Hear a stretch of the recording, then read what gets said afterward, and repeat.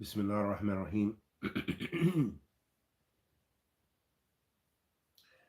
Alhamdulillah wa salatu wa salam ala nabiyyina Muhammad wa ala alihi wa sahbihi wa sallam. أما بعد أحبتي في الله السلام عليكم ورحمة الله وبركاته. أسأل الله كريم رب العرش العظيم أن يتولنا في الدنيا والآخرة. We ask that Allah subhanahu wa ta'ala the Almighty accepts our good and forgives our evil, blesses us with kulli khair and protects us from kulli shar. أحبتي في الله, as the Prophet alayhi salatu wasalam mentioned, dunya sijinul mu'min janatul kafir, that the dunya, this life, the life of this world, is the prison of the believer, and it is the paradise of the disbeliever.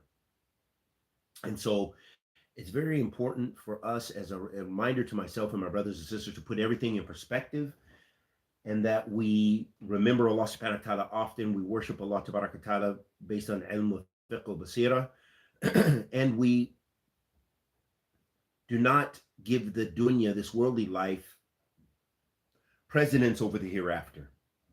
That we put everything in perspective and we worship Allah subhanahu wa ta'ala alone. And also in another hadith, the Messenger sallallahu alaihi wasallam, and most importantly, first and foremost, Allah subhanahu wa ta'ala says, وَأَذَرَ الْحَيَاةِ الدُّنْيَا, that they prefer the life, he prefers the life of this world. So it's no doubt that we love so many things and we desire so many things in this world, from wealth to women to children to the various forms of wealth to the acquisition of material goods and what have you, that this is something we're inclined towards as human beings. And so putting it in perspective and putting your Islam first is imperative, and the Muslim needs to always strive his or her best to do so. So making sure that you have a hadith. The hadith is to worship Allah subhanahu wa ta'ala and the akhirah, and to not let that go and depart from you under any circumstances. And I was going to mention another hadith of Rasulullah sallallahu alaihi wasallam, but I do kind of want this to be a Q&A. And I guess I did this for my own reasons of kind of, not, I won't say entertainment, but a way to pass the time as I was trying to rest. So I'm going to give you some background of why I called this pain. Wallahu musta'an. So today I was actually going to do a live stream with you as far as beginning the book from Imam Abdul Muhsin Al-Abad, Gentleness, O People of the Sunnah. And I do want to start that soon.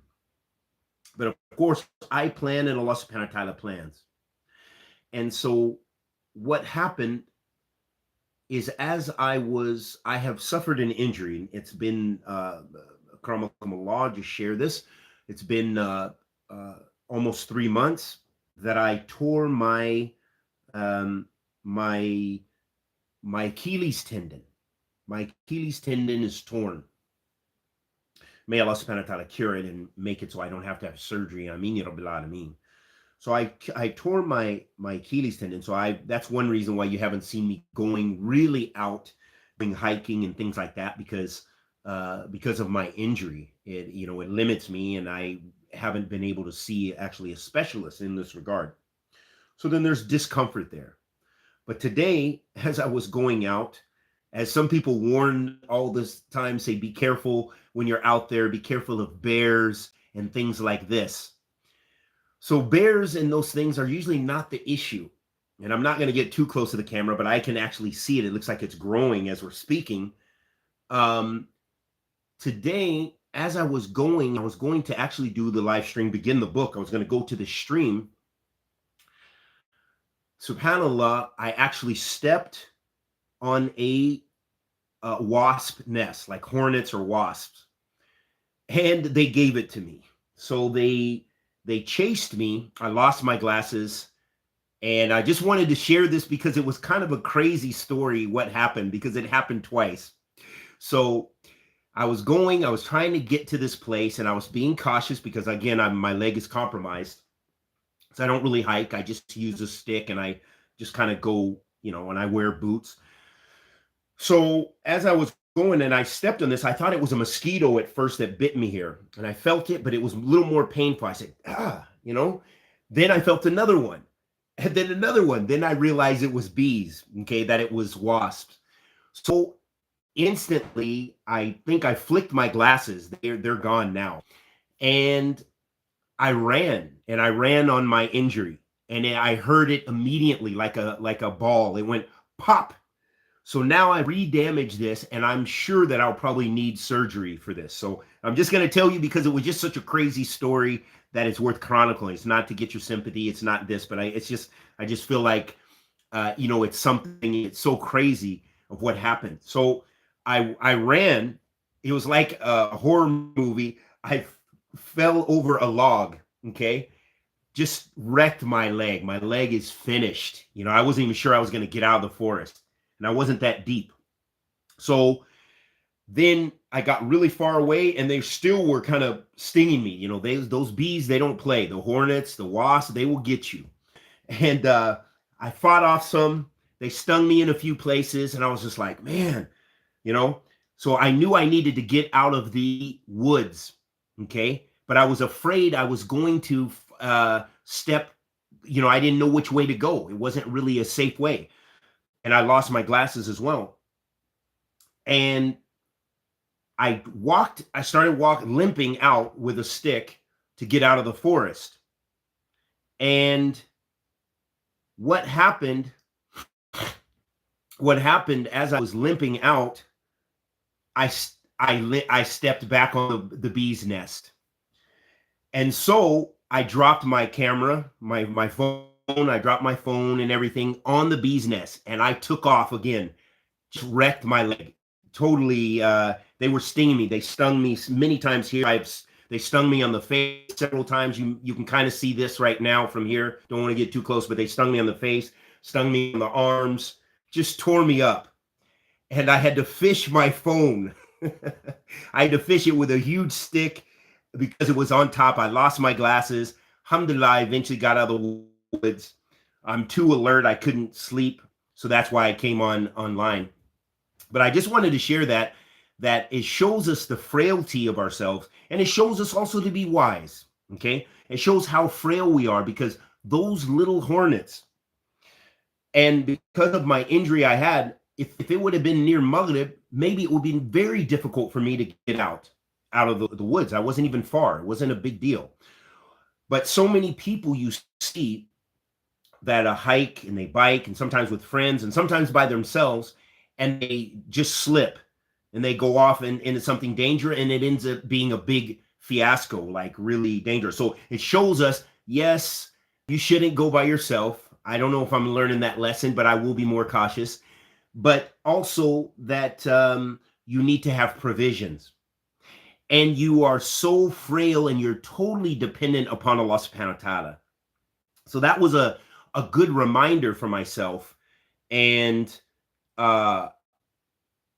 just something to reflect on the frailty of people, and our frailty and our dependency upon Allah subhanahu wa ta'ala, and that we need to strive our utmost to be on ta'atillah, obedience to Allah subhanahu wa ta'ala, because our frailty and for example, if we die or some calamity befalls us, we are unable to stop that calamity. We are unable to deal with that, because that is all in the hands of Allah subhanahu wa ta'ala. And so it's so important. It's a lesson that we need. It shows our frailty as people, that we're dependent upon Allah. We should never become arrogant. And it shows us also that the need to tawakkul on Allah subhanahu wa ta'ala, to rely on Allah, and of course use common sense and things like this in every aspect of our lives. So I'm going to open it up for questions, because that was the what I wanted to share, and making a Q&A. I didn't know if I was going to be up to going in and starting the book, depending on how I felt during this time. But obviously I was able to do a live stream, but I just couldn't. I was just thinking about it and reflecting. So let's see if there's anything that's beneficial for us. Ameen. May Allah cure us all. I mean, inshallah tuhur.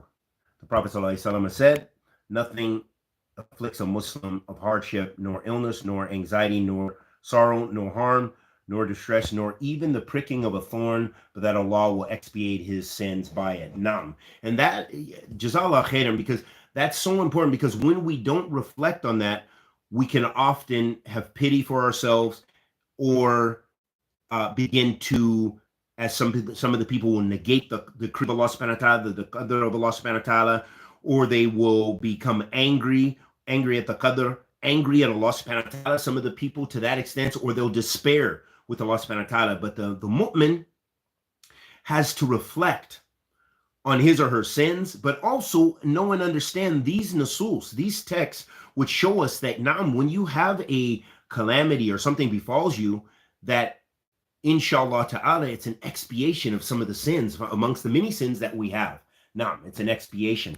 So may Allah subhanahu wa ta'ala expiate our sins and cure us, bless us with speedy cure, and bless us all with ikhlas, with thabat. Naam.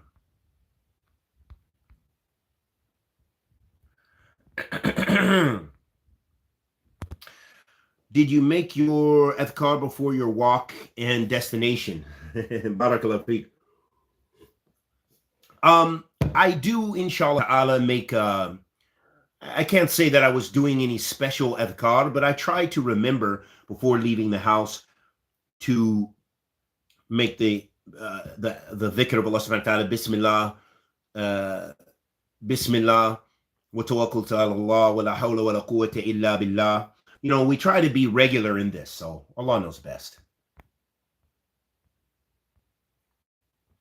But the reality is, one thing I do want to mention is, even when you make your adhkar and things like this, that doesn't mean things aren't going to happen to you. That doesn't mean you won't be tested. And that's the thing. Look at the messenger and all the prophets, after salatu salam, and the calamities that befell them. They were the best of the dhakirin. They were the best of the people who remembered Allah subhanahu wa ta'ala. They were the best of the obedient servants of Allah azza wa jal. And they were the prophets, alayhim afdal salatu wa salam. Naam. So, but it's good. You always want to be cognizant and make as much remembrance of Allah subhanahu wa ta'ala all the time. If under compulsion, under compulsive whispers, a person felt enforced to accept something internally. I can't, those philosophy questions, I just don't understand them. I'm sorry. Is he still accountable? I don't know. Like I said before, if you have whisperings, whatever, whoever's compulsive, uncompulsive, baina compulsive, I don't know what you're talking about. But if you are having a whispering from the shaitan or from whatever, don't act upon it. There, your answer right there. Entahena. Do not make Islam, do not make your deen, do not make your life overcomplicated. I don't know, some of the people, the questions they ask, it's as if they're trying to make things difficult for themselves. Don't make it overcomplicated. Read those hadith, a lot of these answers, because there's sometimes simple questions, but you make it so complicated. Just go to the Kitab wa Sunnah. Mawjood. Now, if it's something you really need to know, of course, obviously, it's not like a computer that you're going to just punch in something and any answer. You have to search and you have to ask the people of knowledge. But do not overcomplicate things, okay? Don't overcomplicate things. We talked a lot about waswas, and there's so many du'at and tulab al-ilm and others who are talking about that, and from the scholars, that you can get countless information about how to deal with waswas and things like this. May Allah protect us and preserve us. I mean, I've been struggling to find a job for over 5 years. 5 years of financial hardship, being broke now. 24, I developed a pessimistic mindset and see everything through a negative lens. May Allah subhanahu wa ta'ala make your affairs easy and good. But what I will say, I don't know where your locality is and what your situation is, but even for the people who, in fact, I would say now it's not necessarily these are all exactly livable wages, and it depends on where you are, but there are so many jobs I see around the country You know, this is the case in many places in America, and where I'm at in Washington State. There's many jobs. Now, I don't say, and especially for a person who doesn't have a family, then they are a young person, there's many opportunities for them. So I think you need to increase your looking. Make sure that you are not refusing. Don't think that everything is haram for you. And that might be the problem. You may be shutting off the door saying, oh my gosh, if I deliver at Amazon or Uber Eats or this one or that one, I'm going to deal with a haram dish. No, that is not the approach. Get a job and stay away from that which is haram mubashir, as I said many times. Said it yesterday or whenever the last time I was online. Stay away from those things which are directly haram, like no question about it. You're working at a pork factory, you're working at an alcohol factory, you're doing, something where you're directly. But if occasionally on your job, you're obviously going to look for something better. But if occasionally you work at Amazon, not all the products you're going to deal with are going to be halal. You work at whatever, UPS, FedEx, whatever. You're going to deliver all kind of packages that's outside of your ability. So you can't stop delivering. You're going to do your job, and you're going to fear Allah subhanahu wa ta'ala as much as possible. And that's why the believer, as Allah subhanahu wa ta'ala mentions, fattaqullah mastata'tum, fear Allah as much as you can, that you need to make sure you strive your utmost to be as halal as possible in your environment. Another situation are universities. Every place we go to in the West, Bell in the East, almost all countries, and most localities, you're going to be mixed. It's going to be a mixed environment. That's not idea. But if you, as a man who needs to earn a living for your family or what have you, you'll probably have to, but you'll have to fear Allah as much as possible in that environment. That's the point. The point is, Islam is practical. Islam is not living in a bubble. Islam is practical everywhere. So that means under every circumstances, if you don't have a situation, look, Islam, Allah subhanahu wa ta'ala has given us legislation, and the fuqaha have talked about in detailed issues. For example, if you're in forest and you have no clothing, if you're akramakumullah naked, you still pray. You still have to pray. And you still fear Allah as much as you can.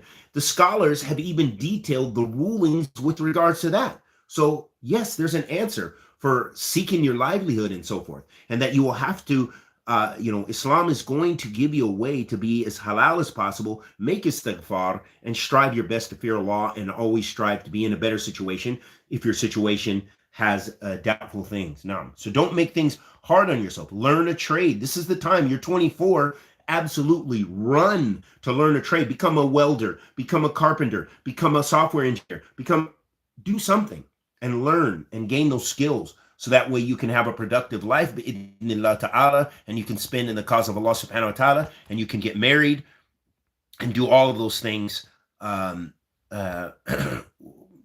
related to Islam. Now,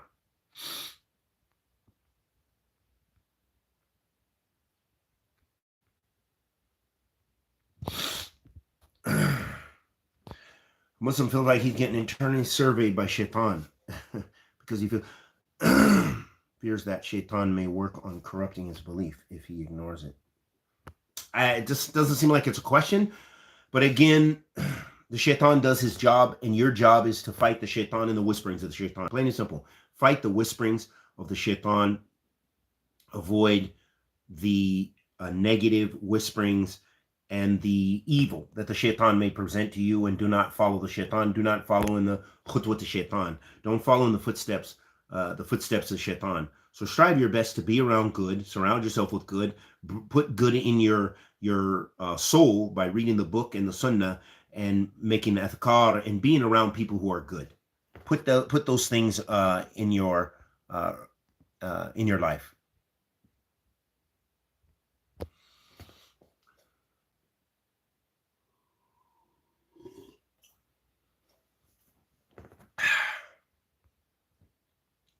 I learned from Muhammad ibn al-Wahhab rahimahullah ta'ala that the 5 conditions of kufr, taghut, is false, is belief is false, leave it, hate, takfir of its people, enmity against it and its people. The conditions of kufr bit taghut, okay, is belief, it's false, leaving it, hating it, takfir of its people, enmity against it and its people. I don't, does it need explanation? I mean, isn't it clear? So, for example, you have people, they worship a statue, for example. They worship, one of the Hindu gods or a Sikh god or whatever. So we know that that is a type of taghut, okay? Especially if it was a person or a deity that was pleased with being worshipped besides other than Allah subhanahu wa ta'ala, okay? So, of course, that means those people who do that are not Muslims. So you've made takfir of them, okay? You do not accept that they are believers, even if they say the shahada and so forth, but yet they worship whoever the main guy for the Sikhs is. I forgot his name. I think it starts with a R, Ron or Ram or something like this. Or whatever it is. So you disbelieve in it and you have, you're not pleased with it. You have enmity towards that belief and towards that system and towards, but what you have to be careful is, so it is worthy of explanation, because what you'll find from some of the extremists is they'll take that enmity to mean that you are enacting violence or something, but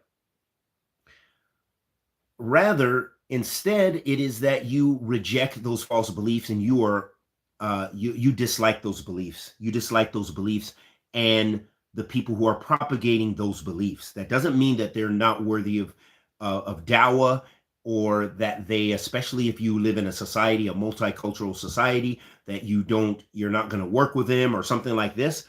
However, you are not pleased with that belief, so you distance yourself from that. And that was what Allah subhanahu wa ta'ala says, وَلَقَدْ بَعَثْنَا فِي كُلِّ أُمَّةٍ رَسُولًا أَنْ يَعْبُدُوا اللَّهَ وَاجْتَنِبُوا الطَّاغُوتَ. We sent to every nation a messenger to worship Allah alone and avoid taghut, avoid the false deities. So this is what all the prophets alayhim afdal salatu wasalam were doing. They were totally against shirk and kufr, okay? And that is the most important thing, is that you dislike, you distance yourself, and you hold on to your iman in regards to those things. Now,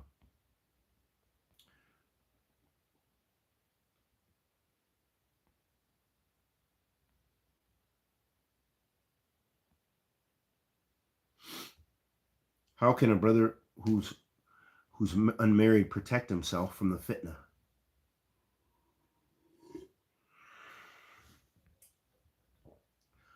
of women, even though he's young and the high desires?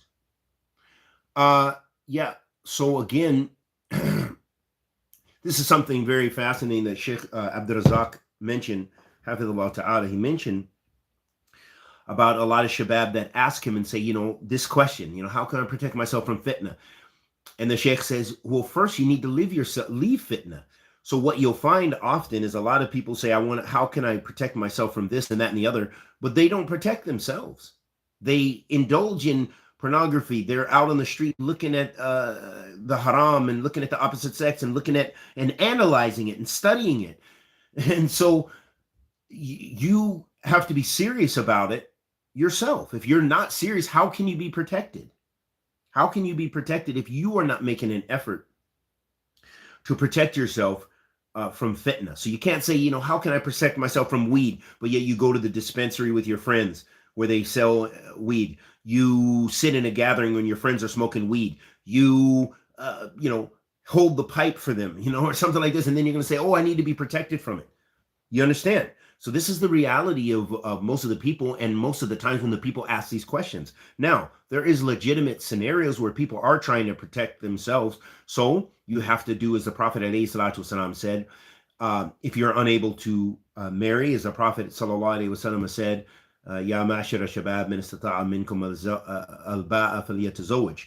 O youth, if whoever is able amongst you to marry, then let them get married. Okay. So the Prophet ﷺ commanded that this is the first thing is that you should make the preparations to try to get married, put yourself in a position, get a job, start saving your money, preparing yourself, start looking for a wife, get in the proper adab Islamically to find yourself a wife. So you got to strive to put yourself in a better situation, but you can't stay stagnant and then say, oh, how's it going to change? Or you're asking for change and you're not making changes yourself. So you need to strive your best to make changes and make efforts. And then the Prophet ﷺ mentioned that the one who's able to do that, then they should fast.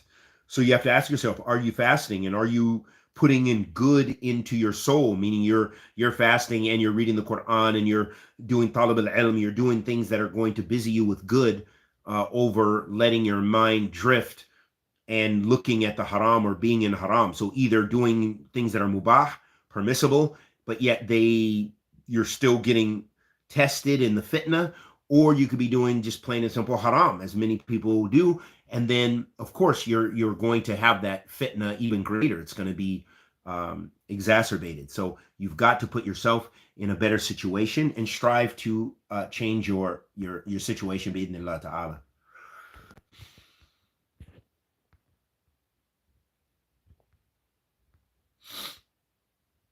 Oh.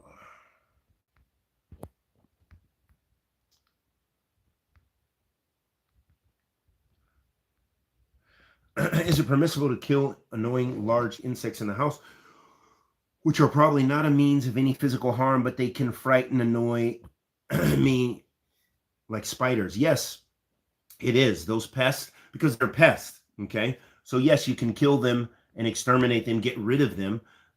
You're not trying to be cruel, but things that, especially if they're harmful and they're in your home, and there can be some sort of harm associated or attraction to other pests.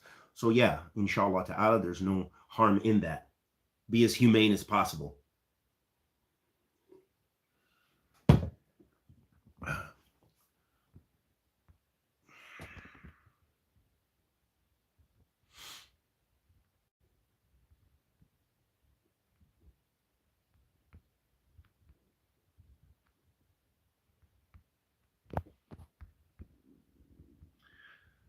What are your thoughts on our brother Abu Taymiyyah and his shortcomings? Can we continue seeking ilm from him and following his social media channels in order to benefit, since we benefited in the past from him? I've already talked about this extensively. I've done whole videos, so I don't know why I'm being asked about that. Go to some of the videos I just literally probably did in the past 2 weeks.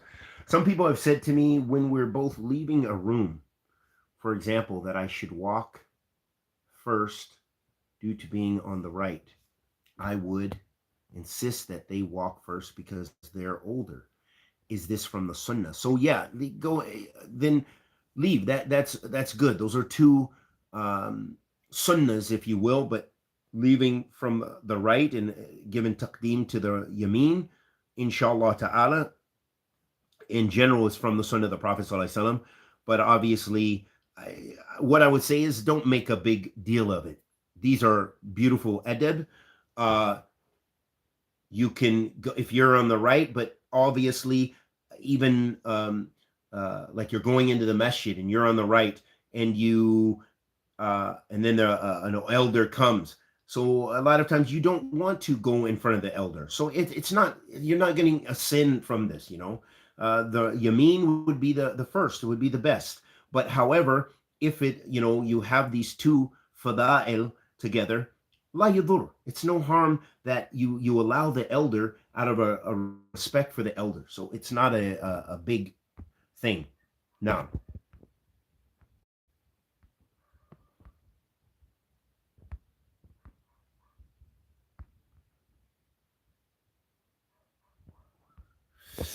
just joined, but really wasn't really want your commentary on the Abu Taymiyyah 5-hour video by Faris Al-Hamdi, maybe, and others. I don't know. I don't follow those guys. I listened to about 15 minutes or so, maybe 15, 20 minutes at the most, I think, where Abu Taymiyyah mentioned about the people who hit him. Yes. Are you okay? Yeah, I'm okay. You sure? Yeah, I'm on the thing. I'll talk to you in a minute. Yeah, I'm okay. So I listened to that for about 15 minutes or so, and um, yeah, that's all I listened to. So that was my comments with regards to that. That Kulu ibn Adam khata, everybody makes mistakes, and the way that the people treated him was horrendous. The people who were violent. This is the most wicked type of hizbiyah that these people illustrated, even though they claim to be Sunni or Salafi. It doesn't matter. As we said, al-ibra bi haqa'iq laysa bi musammiyat. The reality of something is in its substance, not his name. And also he mentioned that our brother Ismail Boma, rahmatullahi rahmatan wasi'ah, also had this treatment. And I know Ismail had some of this treatment. Him and another brother were threatened by another brother that I know who was a graduate of Kulliyat Hadith, and then the munkarat that he actually did. So a lot of times what you'll find is that people will have so much their own hypocrisy and sins, and then they will point the finger at you. And a lot of times, sometimes Allah subhanahu wa ta'ala exposes that.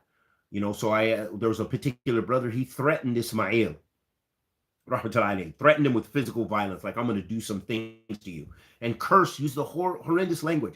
And then it turned out this brother himself, I'm not going to mention his particular sins, but the sins were so egregious that came out to the public that he's been in hiding for I don't know how long. I don't know where he's at. I don't know. I'm not from those particular cities where he's from, but I think he had to go underground because of his sins, people actually wanted to take his life. So this is the reality of these kind of things, is that that's why never going too much into depth, talking about people. This takes, people don't realize that when you are, of course, those involved in the science of jarh deal of criticizing and praising individuals. But anyway, just in general, even outside of that science, which is restricted to science of hadith, when you're doing this in general, you're talking about individuals. It requires taqwa. You can't do it out of arrogance. You can't do it as an entertainment thing, like we see some of these wicked demons that are social media pundits. And they're just demons. Those guys are demons. May Allah humiliate all of them. But we see these wicked demons who do this, and make videos and memes of people and things like this. So, expose, because they tajawaz, they go beyond the bounds, or they're attacking Ahl Sunnah or the usul of Ahl Sunnah. So Allah may expose them in another way. So this is why being balanced based on the book and the Sunnah, not balanced in the eyes of the people, but balance that you are trying to be just and that you're fearing Allah when you do a refutation, that you're doing a refutation to please Allah, not to please and entertain the people and get likes and dislikes and all this other stuff and controversy. So that's why it's so important to keep those things in, keep that in mind when being involved in that realm. So I kind of lost track of the thing, but yeah, so that's in general what I didn't listen beyond 15, 20 minutes, I think it was. And then that was enough. I couldn't sit for 5 hours, and nor would it wasn't that serious to me. It's not an important piece of knowledge for me, but maybe that's something you need. I don't know, or you're entertained by, but may Allah bless the brother and guide him for his mistakes and help him to be better. That's what I can say in general, but of course everyone's going to make ta'liqat. This is like a drama world. This is something that we were not taught. So that's why I'm from the old school. We weren't taught this from our scholars. They didn't teach us to get into these controversies and just keep the drama going. It's like, what a waste of energy. I mean, it doesn't matter. You can talk about my mashayikh, you can talk about everything.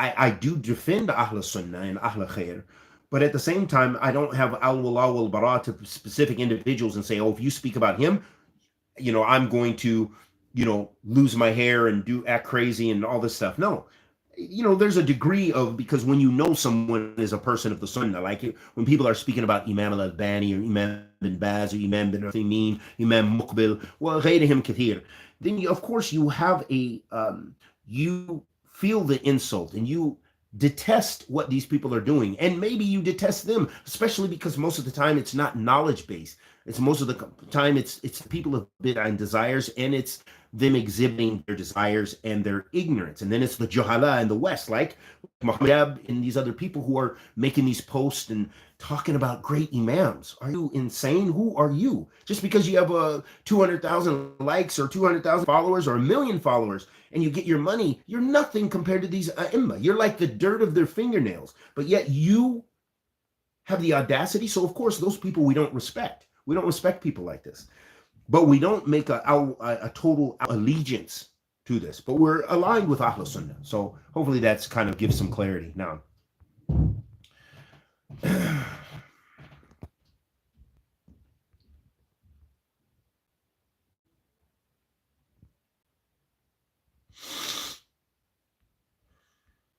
some people seem to hate Sayyid Qutb with a great hatred.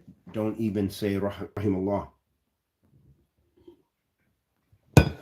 But when I heard Al-Albani or Uthaymeen and other ulama speak about him, seemed much more gentle. Any thoughts? Yeah, and that's the point. When you see from the ulama, most of the time you should see that more gentleness and that balance and so forth. They're human as well, though.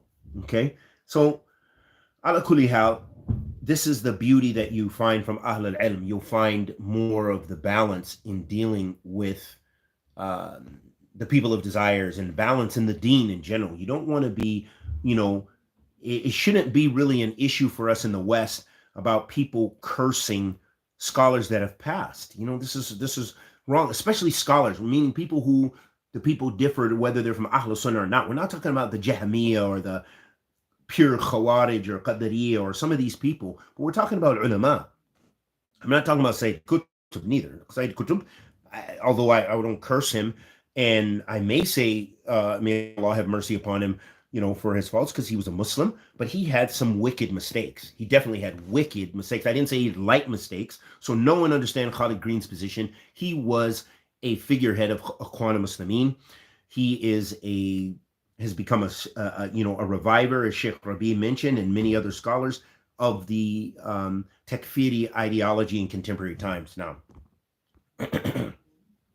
But we should never go beyond the bounds when we're talking about someone. We don't have to say, his nose is like this, his ears were like this, his race is like this, his this and that, getting personal and getting about foolishness, but rather stick by knowledge. Shaykh Muhammad al-Wahhab rahimahullah ta'ala, based on ijtihad. What is this? Are the 10 knowledge? Do we have to follow every single one of them? What if one? So one of the benefits of Sheikh Muhammad ibn Abdul Wahhab's nullifiers of faith, those were the 10 most common that he dealt with. Okay, those are the 10 most common. So there are many nawaqid al-Islam. It's not just like there's only 10, and nor did he believe there was only 10. However, he took the 10 that were very common and predominant in his during his time and in the localities in Jazira, the Arab Peninsula, and things like this, in the places he traveled, that he witnessed, that these were very common nullifiers of faith that had become very prominent in many of the Muslim communities and societies, and even people who were considered people of knowledge, that they would propagate that. So,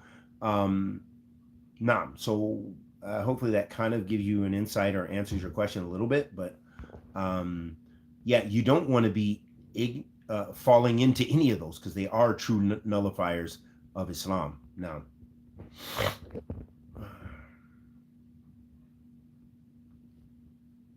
how is the take it step by step implemented for a revert if someone has lots of desires and habits? Is a relatively new Muslim. With what wisdom do we advise them in the beginning?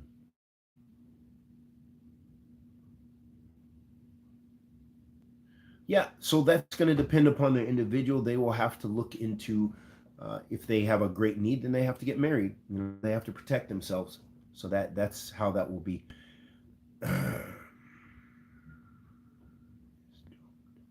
Okay, so now there's a lot of questions. I'm going to have to go because I need to attend to some things. We ask Allah subhanahu wa ta'ala, the Almighty, to accept our good and forgive our evil, protect us from kulli su wa makruh, wa sallallahu wa sallam ala nabiyyina Muhammad wa ala alihi wa sahbihi wa sallam.